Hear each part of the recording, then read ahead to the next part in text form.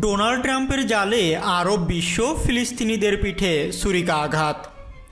Corona মহামারীর পাশাপাশি 2020 সালটি ছিল ফিলিস্তিনিদের জন্য বেদনাদায়ক একটি বছর। প্রাণঘাতী মহামারীর সঙ্গে সারা বিশ্বই যখন এক তালে লড়ছে, ওই সময় তারা দেখেছে বন্ধুপ্রতিম আরব রাষ্ট্রগুলোর বিশ্বাসঘাতকতা। চলতি বছরের 13ই আগস্ট ইসরায়েলের সঙ্গে সম্পর্ক স্বাভাবিক করার ঘোষণা দেয় আরব আমিরাত। দুই দেশের মধ্যে টেলিফোন সংযোগ ও নিয়মিত বিমান চলাচল চালুরও ঘোষণা দেওয়া হয়।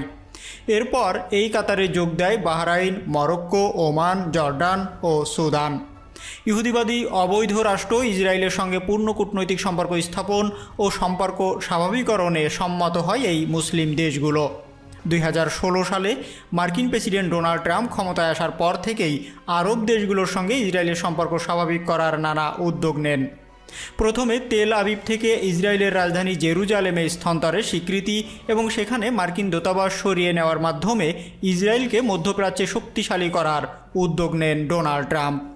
তারপর থেকে বিভিন্ন দেশকে চাপ, লোভ ও টোপ দিয়ে ইসরায়েলের সঙ্গে সম্পর্ক স্বাভাবিক করার উদ্যোগ নেন তিনি। এরই ধারাবাহিকতায় 15ই সেপ্টেম্বর আরব আমিরাত ও বাহরাইন ইসরায়েলের সঙ্গে কূটনৈতিক সম্পর্ক স্থাপন করে।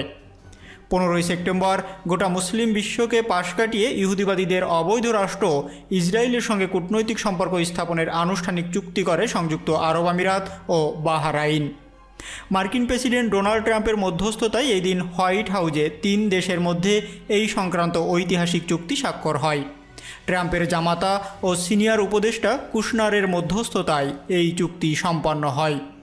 এই চুক্তির মাধ্যমে তৃতীয় ও চতুর্থ আরব দেশ হিসাবে সংযুক্ত আরব আমিরাত ও বাহরাইন ইসরায়েলের সঙ্গে সম্পর্ক স্থাপনে অঙ্গীকারবদ্ধ হয়।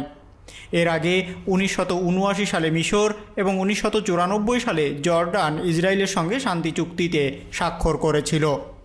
প্রথম আরব দেশ হিসাবে ইহুদি রাষ্ট্র ইসরায়েলের সঙ্গে ভিসামুক্ত ভ্রমণ চুক্তি রয়েছে সংযুক্ত আরব আমিরাতের। আমিরাতের নাগরিকেরা ভিসা ছাড়াই ইহুদি রাষ্ট্রটিতে ভ্রমণ করতে পারেন।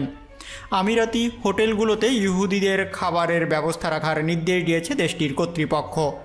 আবুধাবির সব হোটেলের প্রতি এই সংক্রান্ত সরকারি নির্দেশনা জারি করা হয়। আমিরাত বাহরাইনের পর জর্ডানও পা বাড়ায় এই পথে। 8ই অক্টোবর ইসরায়েলি বিমান চলাচলের জন্য নিজ দেশের আকাশসীমা মুক্ত করে দেয় দেশটি। এদিন ইসরায়েল ও জর্ডানের মধ্যে এই সংক্রান্ত একটি চুক্তি স্বাক্ষরিত হয়। এতে বলা হয় উভয় দেশের বাণিজ্যিক বিমান উড্ডয়নে আকাশপথ ব্যবহার করতে পারবে। এই চুক্তির ফলে আরব বিশ্বের আকাশপথ ব্যবহার করে ইসরায়েলি বিমান ইউরোপ ও উত্তর দক্ষিণ আমেরিকার দেশগুলোতে অতি স্বল্প সময়ে ভ্রমণ করতে পারবে। অর্থাৎ এই সব দেশে যেতে হলে ইসরায়েলি বিমানকে অনেক পথ ঘুরতে হবে না। দীর্ঘদিনের অবরোধে ভঙ্গুর অর্থনীতির দেশ সুদানকে আর্থিক সুবিধা ও সন্ত্রাসবাদী দেশের তালিকা থেকে বের করার প্রলোভন দেখিয়ে ইসরায়েলকে স্বীকৃতি দিতে রাজি করায় ট্রাম্প প্রশাসন।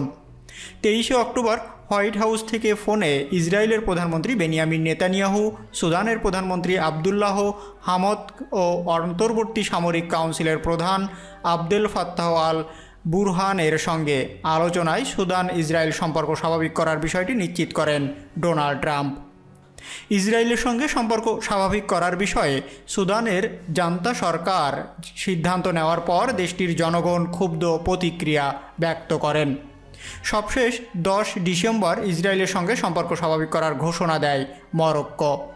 যুক্তরাষ্ট্রের মধ্যস্থতায় এই দুই দেশের মধ্যে চুক্তির ঘোষণা দেওয়া হয়। বিনিময়ে বিতর্কিত পশ্চিম সাহারা অঞ্চল নিয়ে মরক্কোর দাবিকে স্বীকৃতি দিতে সম্মত হয়েছেন মার্কিন প্রেসিডেন্ট ডোনাল্ড ট্রাম্প। সংযুক্ত আরব আমিরাত, বাহরাইন, সুদান ও মরক্কো ইসরায়েলের সঙ্গে সম্পর্ক স্বাভাবিক করায় সরাসরি ঘোষণা দিলেও সৌদি আরব এ পথে হাঁটেনি। দেশটি জানিয়েছে একটি স্থায়ী ও পূর্ণাঙ্গ শান্তি চুক্তি সইয়ের মধ্য দিয়ে যদি ফিলিস্তিনিদের জন্য মর্যাদাপূর্ণ রাষ্ট্র প্রতিষ্ঠা করা হয়, তাহলে ইসরায়েলের সঙ্গে সম্পর্ক প্রতিষ্ঠার প্রতি পূর্ণ সমর্থন দেবে রিয়াদ সরকার। তবে নিজেরা সম্পর্ক স্থাপন না করলেও এক্ষেত্রে অন্যদের সহায়তা করেছে সৌদি আরব। চুক্তির প্রতি সমর্থনের পাশাপাশি আরব আমিরাত ও বাহরাইনের সঙ্গে ইসরায়েলের বিমান চলাচলের জন্য নিজেদের আকাশসীমা উন্মুক্ত করে দেয় সৌদি আরব।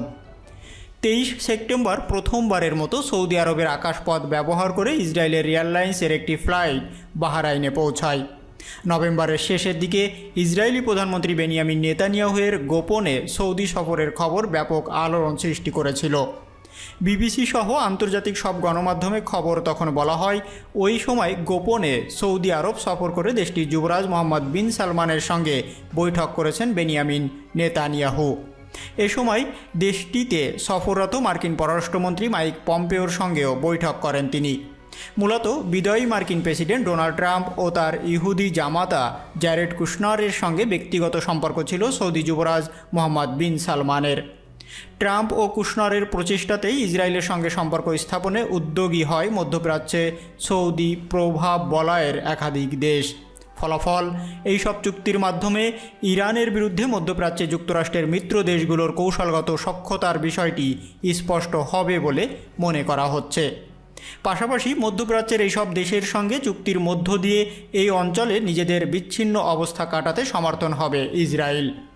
মধ্যপ্রাচ্যে শান্তি ও স্থিতি অবস্থা তৈরি করতে এই কূটনৈতিক পদক্ষেপকে যুক্তরাষ্ট্র, ইসরায়েল, আমিরাত ও বাহরাইন গুরুত্বপূর্ণ ধাপ বললেও ফিলিস্তিনিরা একে বিশ্বাসঘাতকতা হিসাবেই দেখছেন।